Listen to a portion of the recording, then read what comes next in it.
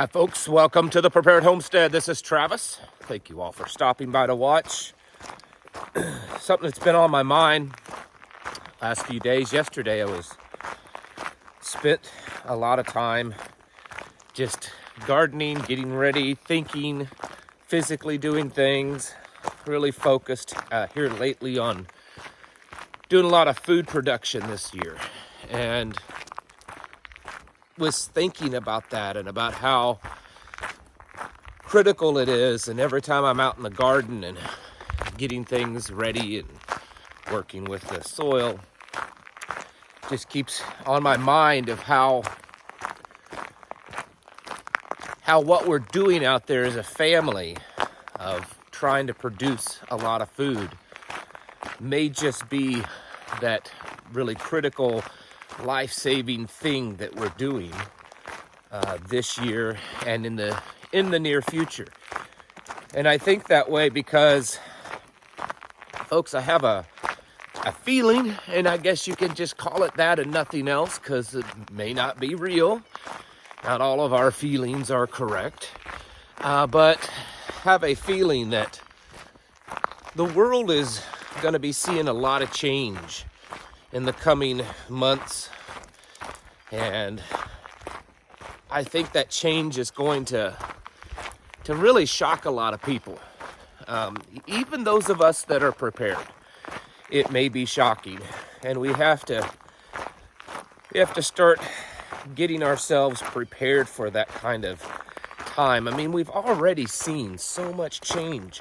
Now, it's been incremental at times, and I think the pace has been slow enough over the past few years where we've had periods of what appears to be rapid change. May happen over a few weeks or a few months, and then it kind of slows down and we go back to a new normal. Things calm down. You know, they call it this V-shaped recovery, all these different transitory terms that we've heard over the last few years that tell us, well, it's going back to another normal, right? It may not be like it was 4 or 5 years ago, but it's a new kind of normal. It's a new kind of calm. And this is just as good as what we once had. And it's okay. And it calms people down until the next thing comes around, and the next thing pushes the goalposts even further and pushes us further down the road of tyranny and destruction and collapse and all that kind of stuff. I think personally that over the next few months we're going to start seeing a more rapid bit of change. There's just too many things that are kind of on out there on the horizon that's coming at us. You know, you've got China making some pretty overt, serious moves on Taiwan. You know, last week they did their little training military drills around Taiwan, but most people aren't talking about the fact that all those ships and all those planes that was being talked about for those few days that China was doing those drills, they're all still there. They haven't taken those ships back home. They're all still out there. I suspect they'll probably stay there, and little by little, incrementally, there'll probably some kind of blockade of some sort, at least a constant threat. The currency situation is not getting any better. There are indications and reports of European countries that are starting to grow really tired of following the United States, of following NATO, of just this constant war in Europe that's going nowhere, and they're dumping billions of dollars into it. And there's more indication that there are countries that are at least starting to consider that maybe China would be a better ally. And as that kind of stuff starts to happen more, you're going to see the U.S. dollar, the U.S. economy start to falter even more. gold and silver, they just keep going up because a lot of people starting to realize that, you know, putting your money in a bank is probably not the safest place for it. And with this constant war on cryptocurrency, decentralized cryptocurrency, there's more and more people starting to wonder if that's really the safest place for it too. Digital currencies are just around the corner. You had the European Central Bank president talking about that this past week, of how their cryptocurrency, or their, not crypto, but their central bank digital currency will be available in October, and that it would be controlling. I'm sure that there's going to be some kind of situation happen that will push the United States into a place that there's really no other choice. It's have a currency that's worthless, or adopt a cryptocurrency, a central bank digital currency. We're seeing things just line up, all kinds of stuff that just indicates that over the coming months, we're probably going to start seeing some massive change. And we have to be prepared for that. We have to start wrapping our heads around that. That's generally the worst part, the hardest part for even folks like us, is to just become that, in that mental prepared state of what I've referred to many times as getting that kind of, that battle mindset, that warrior mindset going on, that, you know, the time is now. You know, we can't sit around and worry and fret and miss the old times. It's time to embrace the suck and just become ready. I think that's a good place for us to become and to get ready for. We need to be focusing on what we're producing, what we're capable of producing, so that we are taking care of ourselves as much as possible, because the system is not going to be very reliant when it comes to making sure that you have enough food on your table, because the supply chains, or the food production, you know, they're killing off animals left and right, livestock and other type of food producing animals. That's going to continue because that's what they want. They've said that for a long time, that that's what they've wanted.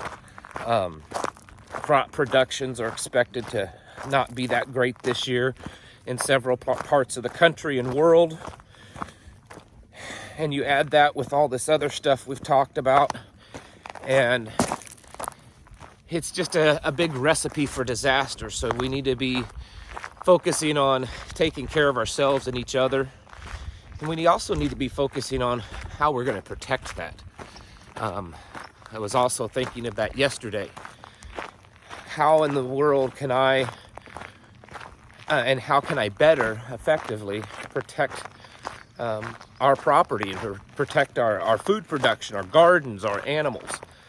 This is something that you should also be thinking about. Are there ways to improve your property security, your response times, ways to be alert? Because I suspect another thing that's going to start increasing and affecting us more is the amount of violence and the amount of desperate people.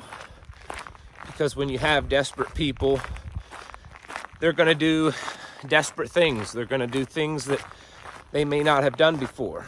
You're going to have a certain amount of people that they're just going to take advantage of the situation. They already are. It's happening all over the country, where they're taking advantage of it just to do bad stuff. They just want to create chaos. They want this type of chaotic anarchy, and you're going to see that more. You're going to see more of the folks that are, well, they have some mental issues, and the things that they're pushing are crazy, and they're going to take advantage of everything going bad, and you're going to see that. And then you're just going to see the people that are just desperate. They're desperate. They didn't prepare. They're hungry. Their children are hungry. They have nowhere to turn to. Their food stamps have run out. Their jobs are no more. The purchasing power of their dollar has pretty much just dwindled away. And they're going to be desperate. And so they're going to look for easy targets. They're going to look for places that people that have a little bit more than them. They're going to look for those big gardens. They're going to look for those chicken coops. Over the last year or two, I've seen so many more reports of people actually stealing chickens out of chicken coops, stealing livestock, stealing garden produce and stuff, going into fields and stealing the food. I mean, that's pretty desperate to do that kind of stuff. These are the kind of changes that we're going to start seeing, folks, as all of this becomes more unraveled. And I suspect certain things, like the whole China and Taiwan, they almost have to make their move before the next election is over, because they don't know how that's necessarily going to turn out. I'm sure they're going to try to control it, but there's no guarantee. And I think that's why we're seeing things pick up in that area too. They know that if they're going to make a move, the time is ticking away and they need to hurry up and make a decision on it. A lot of stuff is changing, folks, and I suspect a lot more will be changing soon.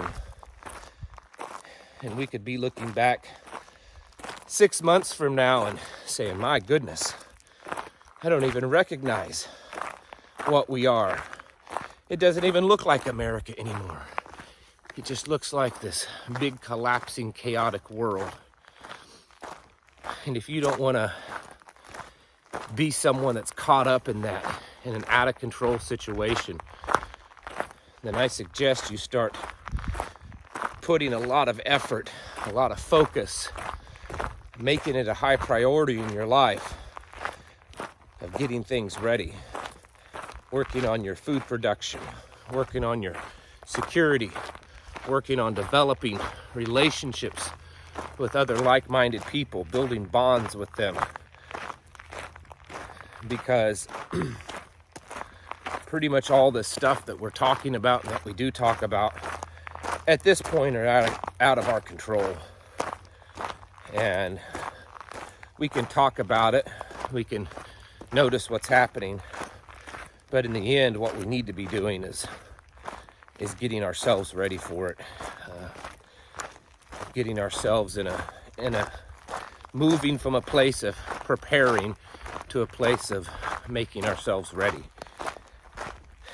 It's now more than ever time to get your houses in order and to prepare yourselves and your families mentally, physically, and spiritually for the vast changes that are about to take place. Folks, thank you all for watching. I'll catch you in the next video.